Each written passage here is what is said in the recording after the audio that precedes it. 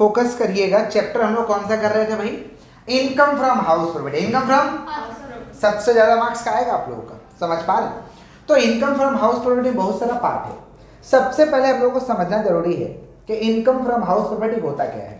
Income from house property का मतलब होता है जब हमें घर संपत्ति से इनकम होगा उसे हम क्या कहेंगे? Income from house property. क्या लोगों को घर से, प्रॉपर्टी से, बिल्डिंग से कमाई होता है क्या? यस, भाड़े लगा करके।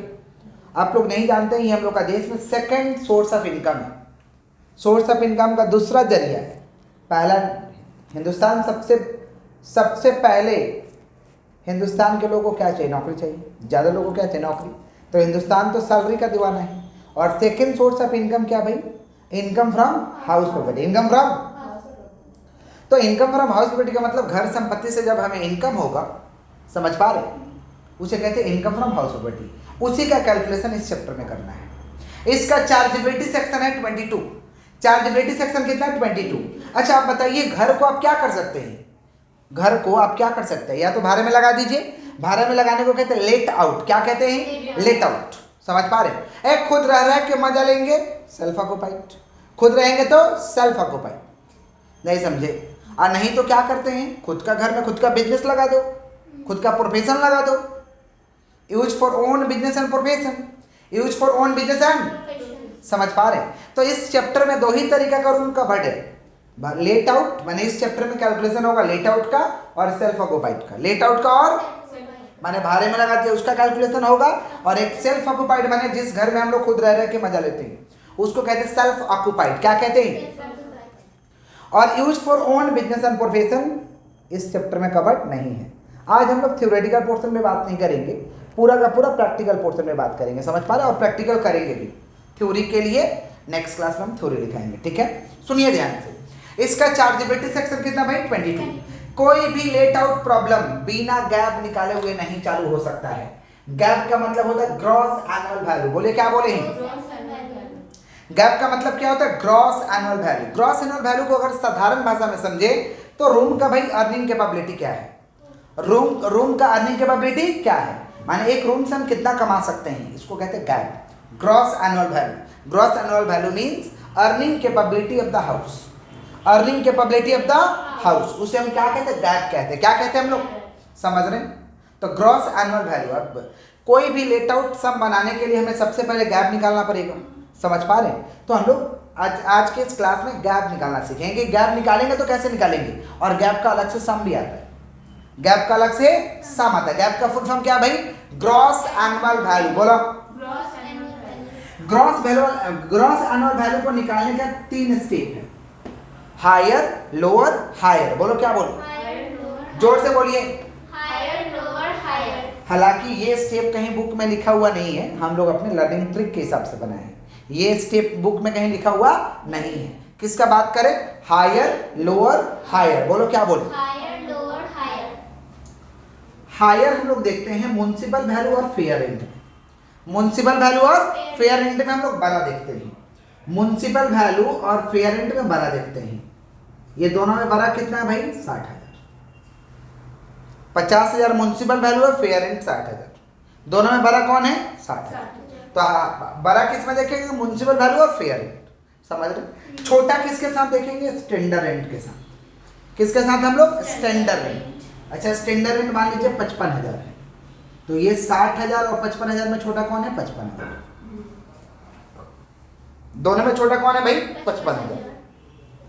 और लास्ट में लिखते हैं एनुअल रेंट। अब इसका मीनिंग पहले समझना जरूरी है कि म्युनिसिपल वैल्यू आखिरकार होता क्या है, फेयर रेंट आखिरकार क्या होता है, स्टैंडर्ड रेंट क्या होता है, एनुअल रेंट क्या होता है।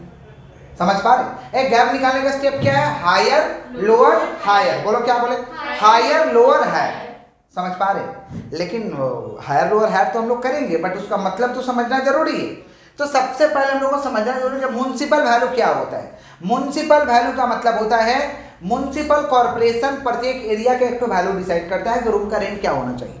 माने municipal value decided by the municipal authority. Municipal value decided by the municipal value कौन डिसाइड करता है? म्युनिसिपल अथॉरिटी डिसाइड करता है। इसको कहते हैं म्युनिसिपल वैल्यू। हर एरिया का एक तो रेंट कौन डिसाइड करता है?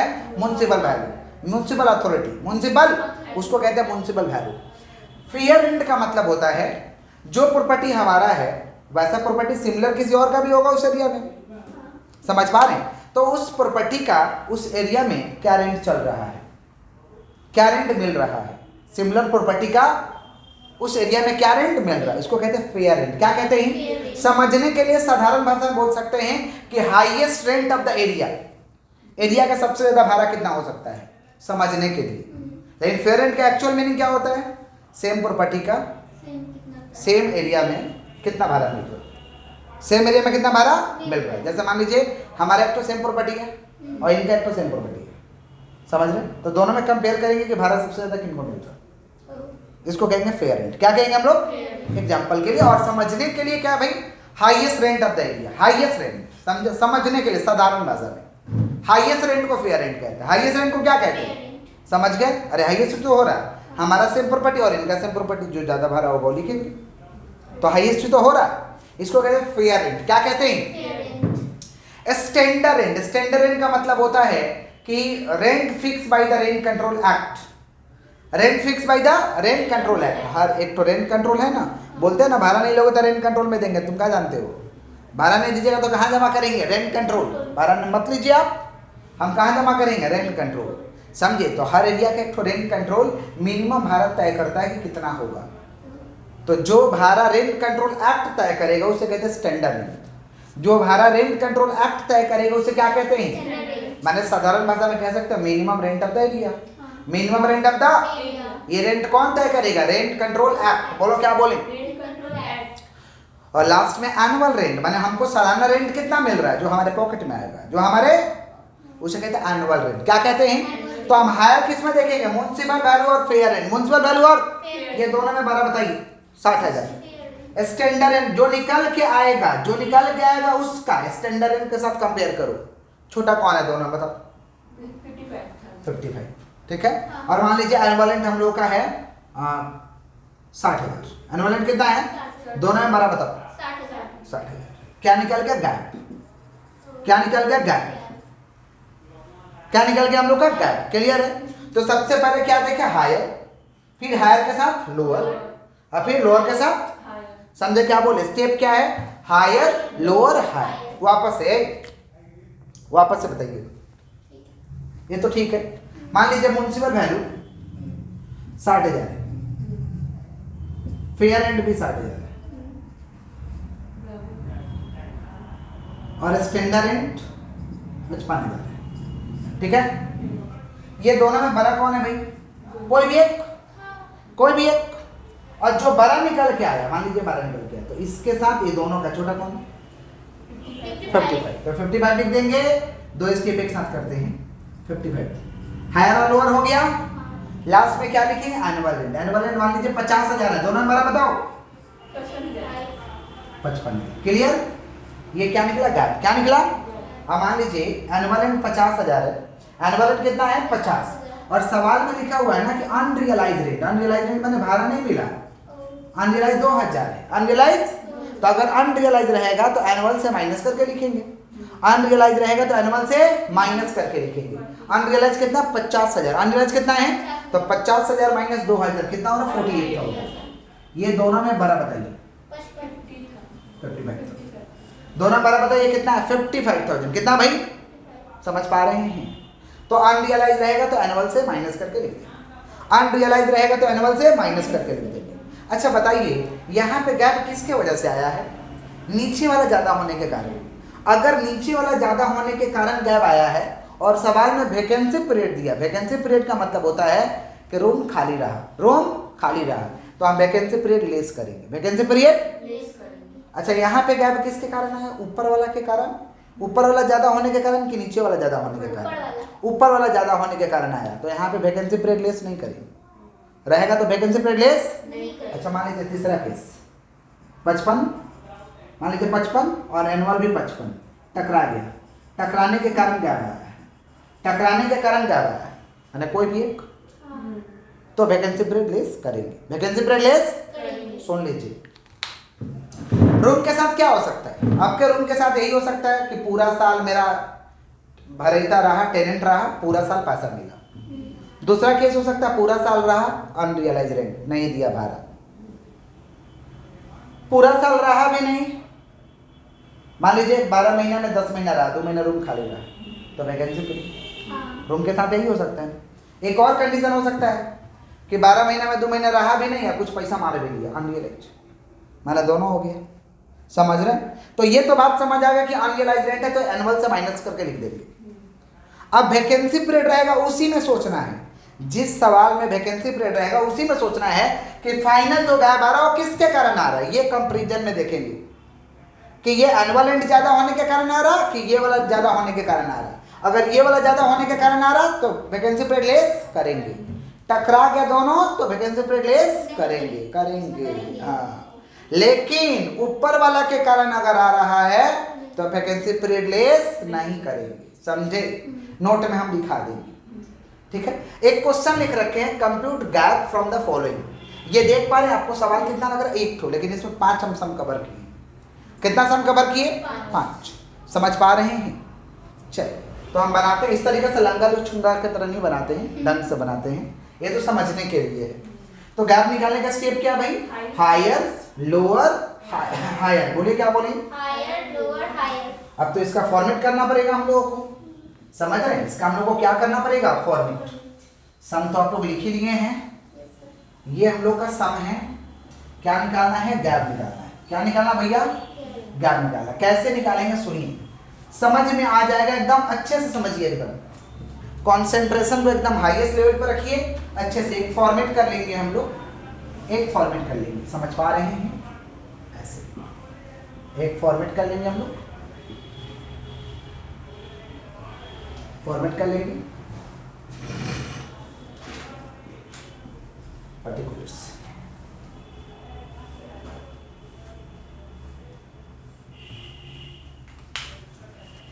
फॉर्मेट कर लेंगे इस तरीके से हम लोग, देख रहे हैं, लिख देंगे ऊपर में कंप्यूटेशन ऑफ गैप। क्या निकाल रहे हैं हम लोग? गैप निकाल रहे हैं, कंप्यूटेशन ऑफ गैप। फॉर्मेट कर लेंगे particular H1 H2 H3 H4 H5। ठीक है, म्युनिसिपल वैल्यू पहले लिख देंगे, फेयर एंड लिख देंगे, स्टैंडर्ड एंड लिख देंगे, 3 चीज लिख देंगे पहले और एक लाइन डाल देंगे। 2 स्टेप तो एक ही साथ हो जाएगा। समझ पा रहे? हायर और लोअर, हायर और ये दोनों में बड़ा बताइए कौन सा है? 55,000। ये एरो देने का दरकार नहीं है, बट मैं आपको समझने के लिए दिया हूं। दोनों में बड़ा बताइए कौन सा है? 55। और 55 आ गया ना, ये दोनों में छोटा बताइए कौन सा है? 55 और 52 में छोटा कौन है? 52। अच्छा, ये दोनों में बड़ा बताइए? 80 और 80। यहाँ एरो देखिए, 80 से 80 का, ये दोनों में आप छोटा बताइए, कोई भी टकरा गया तो कोई भी एक। अच्छा, यहाँ देखिए, इसमें बड़ा बताइए हायर, कोई भी एक, कोई भी एक इक्वल हो गया था। अब ये दोनों का छोटा बताइए कौन है? 1,90,000 में छोटा 90,000। ठीक, ये बताइए दोनों में बड़ा कौन है? 1,30,000। और ये दोनों में छोटा बताइए? 1,25,000। ये दोनों में बड़ा बताइए? 1,60,000। और ये दोनों में छोटा बताइए? 1,55,000। 1,55,000। समझे क्या बोले कि नहीं समझे? क्लियर है? ये जो निकला इसे कहते हैं RER। क्या कहते हैं? RER माने रीजनेबल एक्सपेक्टेड रेंट, माने इतना रेंट होना चाहिए। रीजनेबल एक्सपेक्टेड रेंट क्या आया भाई? Reasonable expected rent. बोले क्या बोले हैं? Reasonable expected rent. Reasonable expected rent जिसे हम कहते हैं RER। ये आया कैसे बताइए तो? Higher of municipal value and fair rent subject to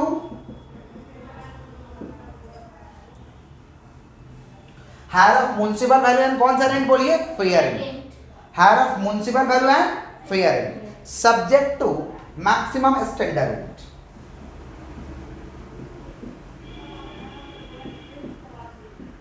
subject to maximum कौन सा रेंट? Standard rent. माने म्युनिसिपल वैल्यू और फेयर रेंट में बड़ा देखे, लेकिन जो भी बड़ा आया वो स्टैंडर्ड रेंट से ज्यादा नहीं होना चाहिए। स्टैंडर्ड रेंट से ज्यादा नहीं होना चाहिए। इसको हम कहते हैं subject to maximum standard rent. क्या कहते हैं हम लोग?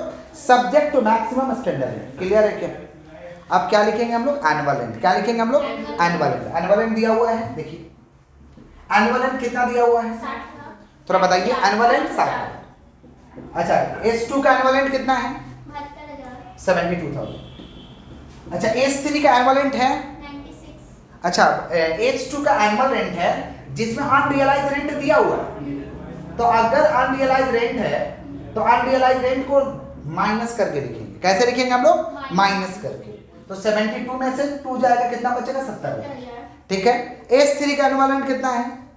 96,000। H3 का एनुअल रेंट है 96,000 जिसमें अनरियलाइज 6,000 है, तो कितना बचा भैया? 90। अगर अनरियलाइज है तो माइनस करके लिखेंगे, अनरियलाइज नहीं है तो डायरेक्ट लिख देंगे। फिर कितना भाई देखिए? 1,32,000। फिर कितना देखिए? 1,44,000। यही है हम लोग का। अब ये दोनों में बड़ा कंपेयर कर लेंगे। दोनों में बड़ा कौन है थोड़ा बताइए? 52 और 60 में बड़ा कौन है? 60। और ये 80 और 70 में बड़ा कौन है? 80। और ये 90 और 90 में बड़ा कौन है? टकरा गया कोई भी एक। और ये दोनों में बड़ा कौन है भाई? 1,32,000। और ये दोनों में बड़ा कौन है भाई? 1,55,000। अब वैकेंसी पीरियड किसमें है हम देखेंगे। अगर सवाल में वैकेंसी पीरियड है तो, और नहीं तो यहीं पे लिख देंगे ग्रॉस एनुअल वैल्यू। हमारा निकल चुका है ग्रॉस एनुअल वैल्यू, यही निकालना हम लोग को ना, तो लिख देंगे यहीं पे गैप। यहीं पे क्या लिख देंगे? गैप। ये आया कैसे? Higher of RER and annual rent. Higher of RER and कौन सा रेंट? Annual rent. क्लियर। अब बताइए सवाल में देखिए वैकेंसी पीरियड कहाँ कहाँ है? H3 में, H4 में है, H5 में है। तो जहां वैकेंसी पीरियड है वहीं देखना है कि गैप किसके वजह से आया। H3, H4, H5 में। H3 में देखिए तो ये गैप किसके कारण आया? टकरा गया है। टकरा गया तो वैकेंसी पीरियड लेस होगा। यहाँ देखिए तो गैप किसके कारण आया? नीचे वाला के कारण, माने वैकेंसी पीरियड लेस होगा। और यहाँ देखिए तो गैप किसके कारण आया? ऊपर वाला के कारण, यानी वैकेंसी पीरियड लेस। तीनों कंसेप्ट डाल दिया गया है। और इसमें नहीं देखेंगे, जहां वैकेंसी पीरियड नहीं है वहां नहीं देखेंगे। समझ पा रहे हैं? तो हम क्या करेंगे? लेस करेंगे। Less vacancy period due to, less vacancy period due to. समझ पा रहे हैं? लिखेंगे लेस गैप रिड्यूस हो रहा है, gap reduce, less gap reduce due to, less gap reduce due to कौन सा पीरियड? Vacancy period. गैप कम हो रहा है, किसके वजह से कम हो रहा? Vacancy period. किसके वजह से कम हो रहा? तो कौन कौन सा हम लोग का है? H3 है। तो H3 का कितना एनुअल रेंट है भाई? 96,000। एनुअल रेंट कितना है? 96,000। कितना महीना भाई? 3 महीना। 2 महीना का 3 महीना? 2 महीना है। तो 2 महीना है तो 2/12। एनुअल रेंट पे करते हैं। एनुअल रेंट 96 है। एनुअल रेंट कितना है? तो 96 में 2 into 2 डिवाइड बाई 2 है। अच्छा और कहाँ पे होगा? H4। H4 में बताइए तो कितना है? कितना है H4 में? एनुअल रेंट 1,32,000 है। 1 महीना है इंटू 1 डिवाइड बाई 12। तो 96,000 इंटू 2 डिवाइड बाई 12 कितना हो रहा? 16,000। और यहाँ कितना हो रहा थोड़ा बताइए? 1,32,000 into 1 divide by 12। 1,32,000 divide by 12 कितना हो रहा भाई? 11,000। कितना हो रहा? 11। कब लेस करेंगे समझ में आ रहा ना? अगर सम में वैकेंसी पीरियड दिया है तो जाके देखेंगे, नहीं तो देखने की आवश्यकता नहीं है। वैकेंसी पीरियड नहीं है तो आपका यहीं पे गैप खत्म हो जाएगा, यहीं पे गैप आपका। लेकिन वैकेंसी पीरियड है उसमें चेक करेंगे कि गैप आया है तो किसके वजह से आया है। अगर नीचे वाला के कारण आया तो गैप वैकेंसी पीरियड लेस होगा, टकरा गया तो भी लेस होगा। लेकिन ऊपर वाला के कारण आया माने आरईआर के कारण आया, ऊपर वाला माने आरईआर के कारण आया तो वैकेंसी पीरियड लेस करने की आवश्यकता नहीं है। तो कितना आ गया गैप? 60,000, 80,000, 90 में से 16 जाएगा, कितना बचेगा भाई? 90 माइनस 16 कितना हो रहा है? 74। 90 माइनस 16 कितना हो रहा है? 74। और 1,32,000 में से कितना जाएगा? 11,000। तो कितना हो रहा भाई? 1,21,000। और इधर कितना हो रहा है? 1,55,000। बस अब तो कुछ है नहीं। हम लोग का क्या आ गया भाई? गैप आ गया। क्या आ गया? कोई तकलीफ है? समझ गए हैं? कोई तकलीफ? बना दीजिएगा ना? पक्का तो? यस, प्रैक्टिस करके ही बनाया जाता है।